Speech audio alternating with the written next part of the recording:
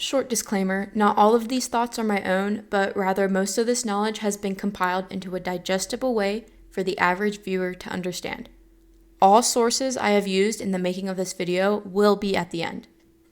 Most people are aware that there is a certain symmetry about the universe, and that there is a fundamental order that flows through all things, and that when we use the laws of physics and the language of mathematics, we can describe this order and reveal consistent patterns. But does that order necessarily mean there's a God? Keeping it very brief, the biggest argument for this order leading to a God is that certain human traits can't be summed up to just evolution, but rather they point to a creator. For example, humans are the only species with full reflective self-consciousness, which means we are the only species on Earth with the ability to think about our thoughts, create philosophical ideas, use mathematics and physics to explain the universe, and so much more. This is not something that we needed for our survival, and if it was, to some extent, then why have all other animal species existed for millions of years without developing their rationality to the extent humans have? Humans were created with excess rationality that allows them to invent calculus and debate and ponder the universe. Because of this, we can discover and use math that perfectly matches the structure of the universe. This points to a universe that's structured in a way where it's craving to be known by its creation. So we've just briefly highlighted why order could lead to the existence of a God. So for the purposes of this video, let's just assume, open your mind, that this God is out there. But how do we know that this God is good? What if they are evil? Or can they be both good and evil? Let's find out. Okay, let's start with an easy one.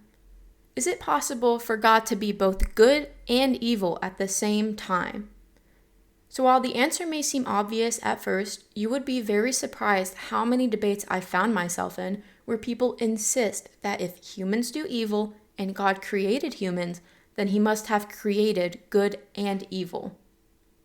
Wrong. Good and evil are opposites. Therefore, if this God were both, he would be neither. Think of it this way. If water were extremely hot and extremely cold at the same time, then what is the true state of it?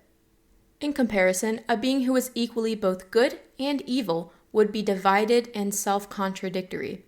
A true God must have consistent nature. Okay, so now we're at the point that you guys are probably dying to hear about. It's probably the reason you even clicked on this video. Is God evil?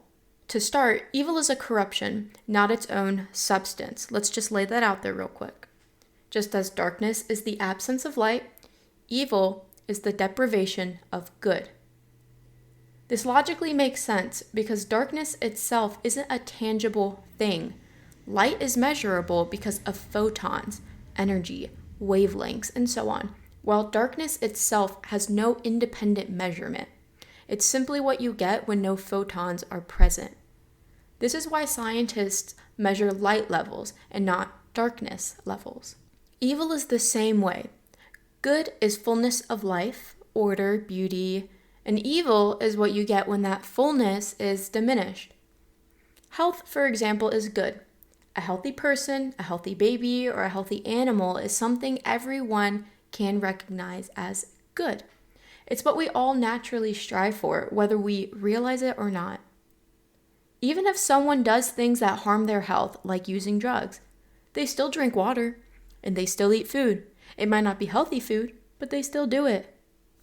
Why? Because deep down, they know they need to stay alive. They know deep down that life itself is good. Disease, on the other hand, is what happens when health breaks down. The sickness isn't a separate thing that creates itself. It's health that has been damaged or lost. Think of a flower. The flower exists before the rot ever comes. A flower in full bloom is already good. It has life, it has health. We can recognize this as good. It doesn't need decay to prove that it's good. Evil only enters when something good starts to break down. With that, we can see that good is able to stand independently on its own without outside assistance. But evil depends on something good to exist before it can act on it. This means that good is independent, but evil depends on good. This shows that good must be the primary and come first, and evil must be the secondary. So back to our question. Is God evil? No, it is logically impossible for God to be evil. If God were entirely evil, creation itself could not stand. Evil destroys, it does not create. Our natural desire for life, beauty, and order would not exist.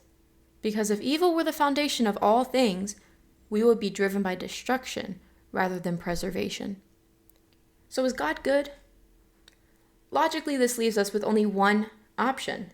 God must be entirely good, and God must be the source of life, creation, order, beauty, and so on. Like I mentioned in the beginning, the universe operates with symmetry, laws of physics, and a particular consistent order that we can model using mathematics. So in the end, God has to be entirely good. Evil can only twist what is already good. It can't create or sustain anything on its own. It just breaks it down. We can't have chaos if we don't already know what order is and have a standard for it. Order has to come first for chaos to even be defined. The fact that life continues, that we naturally value things like beauty, love, and order, it all points back to a source that is good by nature. If God were evil, creation couldn't stand, but it does, and it thrives, and that's proof that goodness is at the very foundation of everything. Alrighty, so as I said earlier, I want to include that these thoughts aren't entirely my own, and most of this knowledge can be found in the works of Aquinas, who built a bridge between Christian theology and the philosophical works of Aristotle. If you're interested in further reading, you can look into the Summa Theologica by Aquinas, which is an encyclopedia of knowledge to include Christian theology, ethics, philosophy, and so much more. To wrap things up, I'd also like to highly recommend everyone read the book Mere Christianity by C.S. Lewis if you're interested in seeing how morality logically points to God and that we are broken without Him and that Christ does offer the only true way to become whole again. Comment below if you have any videos that you would like to see or any questions that you'd like me to answer, and I will jump on those comments immediately. If you're interested in a passive way of educating yourself on the many religions of the world, their differences, and how it all leads back to Christ, please hit that subscribe button, as that is my exact purpose of this channel, to prove Christ using logic and to help you find Him using faith.